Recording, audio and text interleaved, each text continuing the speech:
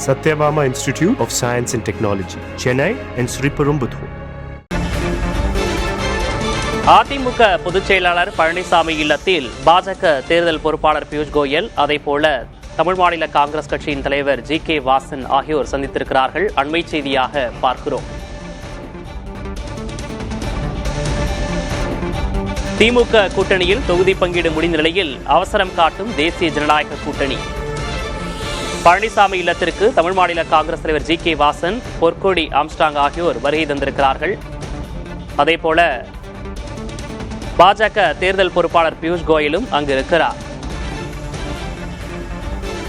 இது தொடர்பான கூடுதல் விவரங்களை செய்தியாளர் வீரகுமார் இடம் கேட்கலாம். வீரகுமார், இந்த சந்திப்பு மிகுந்த முக்கியத்துவம் வாய்ந்ததாக பார்க்கப்படுகிறது. நேற்றைய தினம் தொகுதி பங்கீடு இறுதியின் போது தமிழ் மாநில காங்கிரஸ் கட்சி தலைவர் ஜி.கே. வாசன் இல்லாமல் இருந்தார். தற்போது அங்கு வருகை தந்திருக்கிறார். இதனுடைய முக்கியத்துவம் என்ன? தேசிய ஜனநாயக கூட்டணி தங்களது கூட்டணியில் இருக்கக்கூடிய கட்சிகளுக்கு தொகுதிகளை வழங்குவதில் இறுதி கட்டத்தில் இருக்காங்க.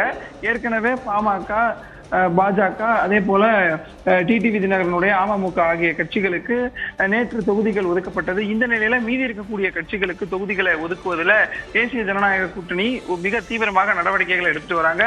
அப்படி இருக்கக்கூடிய சூழ்நிலையில தான் தற்போது பசுமை வழிச்சாலையில் இருக்கக்கூடிய எடப்பாடி பழனிசாமியினுடைய இல்லத்துல மத்திய அமைச்சர் பியூஷ் கோயல், பாஜக மாநில தலைவர் நயினார் நாகேந்திரன், எல் முருகன், தமிழிசை சவுந்தரராஜன் உள்ளிட்டோர் சற்று நேரத்துக்கு முன்பாக வருகை தந்திருந்தாங்க.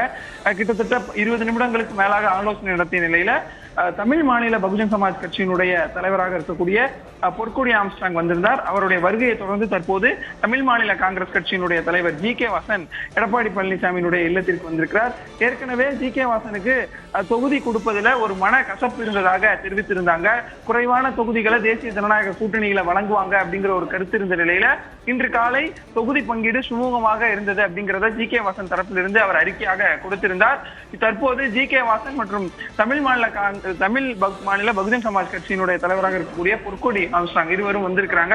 பொற்கொடி ஆம்ஸ்ட்ராங்கு இரட்டை இலை சின்னத்துல திருவள்ளூர் அல்லது பெரம்பூர் தொகுதி 2ல ஒரு தொகுதி வழங்குவதற்கு வாய்ப்பு இருக்கும் எனவும், ஜி.கே. வாசனுக்கு 4 அல்லது 5 தொகுதிகள் தேசிய ஜனநாயக கூட்டணியில வழங்குவதற்கு வாய்ப்பு இருக்கும் எனவும் தெரிவிக்கப்பட்டிருக்கிறது. ஏற்கனவே 3 தொகுதிகள் ஜி.கே. வாசனுக்கு வழங்க தேசிய ஜனநாயக கூட்டணி முடிவெடுத்திருந்த நிலையில தற்போது 4 அல்லது 5 தொகுதிகள் வழங்க திட்டமிட்டிருப்பதாக தெரிவிக்கப்பட்டிருக்கிறது. தற்போதைய விவரங்களுக்கு நன்றி Veerakumar. Satyabama Institute of Science and Technology, Chennai and Sriperumbudur.